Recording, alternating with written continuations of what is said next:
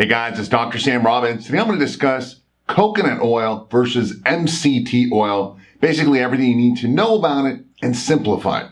So I've received a lot of questions about, the difference between coconut and MCT oil, and mainly people are just confused, right? And I totally agree and I understand. So I've simplified all the information so it's easy to digest and apply. Now, I've been taking coconut oil and MCT oil for over 35 years, way before it became cool or popular. Initially, it was about actually gaining muscle and losing fat at the same time. And I'll tell you about that in a minute. Then it was about for both gut health and brain health. And again, I'll discuss both of that today and more specifically a little bit later.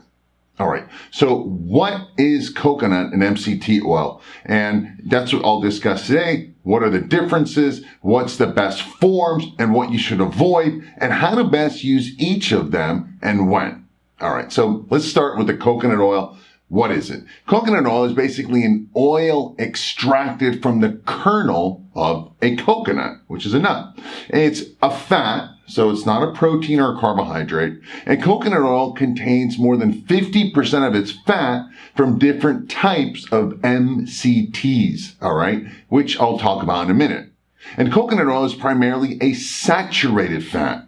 This is why it's solid at room temperature. Now I got samples right here, but basically you get the point.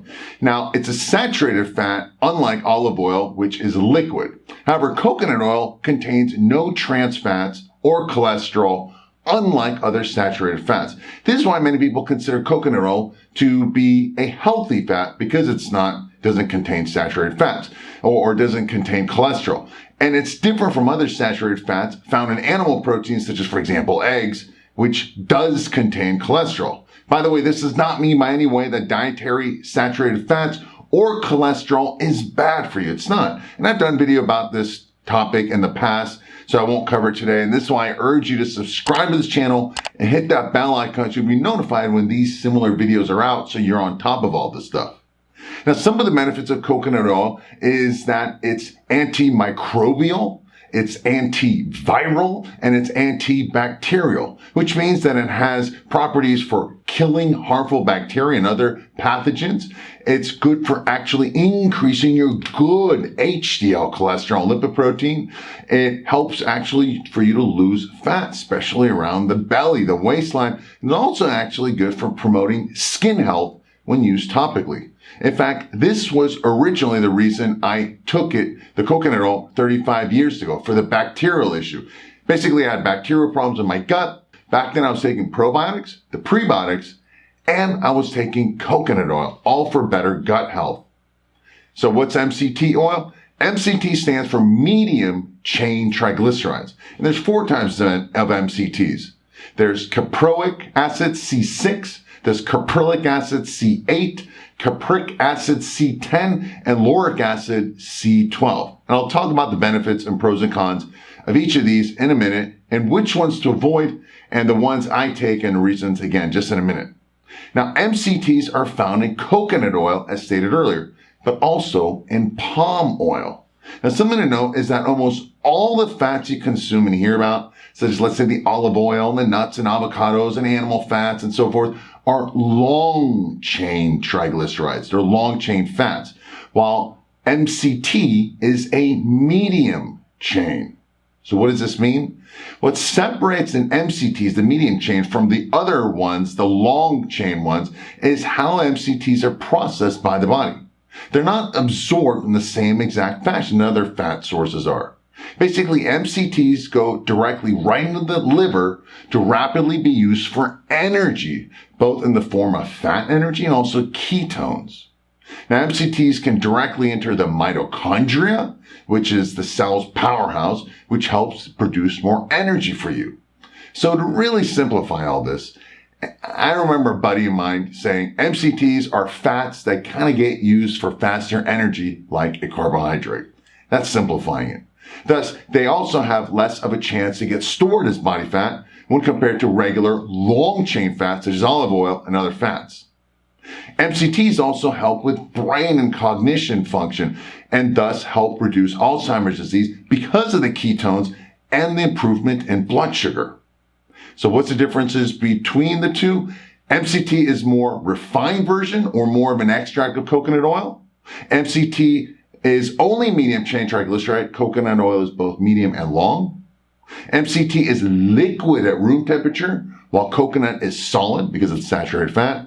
You can cook with coconut oil, but I suggest you don't cook with MCT, even though some people suggest it. MCT is better for energy and brain health, while coconut is better for gut health. Now, coconut oil contains mainly lauric acid, the C12. MCT, that version. While you can get specific versions of MCT, such as the caprylic acid C8, which is the one I take, and more on this in a minute. Now, what's the best form of coconut oil? Here's the cool part. If you're going to cook with it and cook the coconut oil, it's better to get the refined version because it has a higher heating point, smoke point, 400 degrees Fahrenheit. While the unrefined, the virgin one, can go up to only 350 degrees versus 400. So one is better to cook with, the refined one. If you're going to eat it raw, the unrefined virgin has more of that coconut, richer taste, if that's what you like. The refined has less scent and flavor. Now, when is the best time to use coconut oil? Doesn't really matter. There's no best time. How should you best use coconut oil? Eat it raw or cook with it. It's up to you. But both, if you like the coconut taste, which is good. What's the best form of MCT oil? All right. I stated earlier there's 4 kinds of MCT, and I'll tell you my favorite in a minute. There is that caprylic acid, C6, which is the shortest MCT. It has 6 carbons, hence the C6. All right, so what's the best form of MCT oil? As stated earlier, there's 4 kinds of MCT oils, and I'll tell you which one is my favorite. There's the caprylic acid, which is C6. This is the shortest MCT, hence with only 6 carbons. It does convert to ketones quickly, but it's bitter and causes stomach problems, gas, and diarrhea, so don't take that.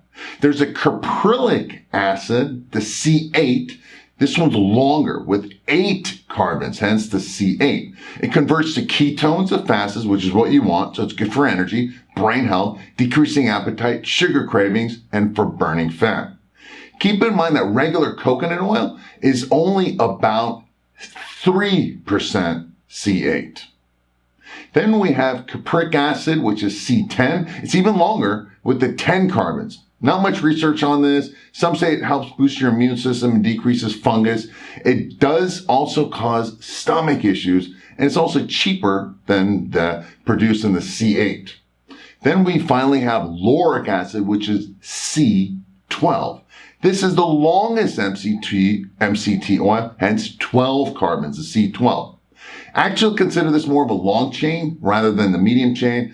It's the least effective for producing ketones, but more effective for antimicrobial and antibacterial. Now, I personally only use the caprylic acid C8 as an MCT oil. It's the one that has the most of the MCT benefits and has the least stomach issues. However, when you do a search, and I'll put links below, when you search for the MCT, search for only caprylic acid C8. Most of the MCT oils, if you don't read the label, it's a combination to save money, and they do so with a little bit of C8, C10, C12. You don't want that. Just get the C8 caprylic acid. Now, I prefer products in glass bottles instead of the plastic ones if you can. Finally, when is the best time to use MCT oil? I use it first thing in the morning and also before my workouts and sometimes before bed, but mainly it's the first thing in the morning before the workouts. More of an energy thing, mental and physical. I only use 1 teaspoon at a time. That's all you need in my opinion. Too much will cause stomach issues. How should you best use MCT oil? I do so again, more of an energy source, even though honestly, I personally don't really feel anything. If I want energy, I'll be honest with you. I end up taking body brain energy, all right, first thing in the morning, and holy crap, man, I'm flying high all day long. I'm super focused when I take body brain energy. It gives me crazy amounts of energy, no jitters, no rapid heart rate. It helps increase, it's a nootropic, improves your mitochondria. It's good for body, brain, muscles, and all that stuff, all right? That's the best part. I love it for energy, the body brain energy, again, for brain health, muscle, stamina, and all that stuff. However, I still take MCT oil because of the ketone benefits, all right? Again, only 1 teaspoon twice a day, all right? And these days, even though I told you I don't really feel it, I kind of just take it for insurance reasons. It's not that expensive. Once or twice a day is fine, especially if you start the day. Some of you feel it a lot. Some people put in the coffee. Go by how you feel. Now, in summary, you know the difference between coconut and MCT oil, the pros and cons of each, how to best use each one, and the best forms. These days, again, I probably take only 1 teaspoon of MCT, C8 in the morning or maybe before my workout. Again, I do it more for the ketone benefits because I still have carbohydrates. I'm not on a ketogenic diet. I only use about 1/2 of a tablespoon of coconut oil, more for that antimicrobial, antiviral, and antibacterial benefits for better gut health, along with my pre and probiotics. Altogether, I take maybe about 100 to 150 calories of coconut MCT oil. It's not much, but like I said, I don't really feel it. If I take too much MCT oil, it does cause me stomach problems. Again, for energy, I do take the body brain energy. As far as other fats, because we're talking about fats, I take 1 tablespoon of Udo's oil. I take 1 tablespoon of extra virgin olive oil and 1 tablespoon of fish oil daily. I don't bother with the pills because I take a lot of it. So that's another about 400 to 500 fat calories. Then there's also the fat found in my proteins and other foods. So I estimate about 25 to 30% of my diet is from fat. The other remaining, let's say 70%, is in between 50-50 protein and carbs. Hence, I call it more of an isocaloric diet. In the old days, this might have been called the zone diet, all right? Basically, 1/3 of my calories is from the 3 macronutrients. 1/3 of it is from protein, 1/3 of it is from carbs, and 1/3 of it is from fat. Right? That's what works best for my body type. I'm not saying that works best for you, but this is what I found out best for my mood, my energy, building muscle, and losing fat at the same time. Some days it changes on workout days versus non-workout days. Anyway, below, I've got some of the important links that I talked about today. And so check it out below in the description area. Scroll down. Everything that I spoke about, improving energy, brain health, and muscle. All right. Please visit it and let me know what was helpful in today's video that's going to help you achieve your health, fitness, and longevity goals. Subscribe if you aren't, because I want you to keep getting these videos and hit that bell icon. All right. Anyway, with that, I'm always so grateful and appreciative that you watch my videos. I hope it was helpful. As always, thanks for watching and have a happy and healthy day.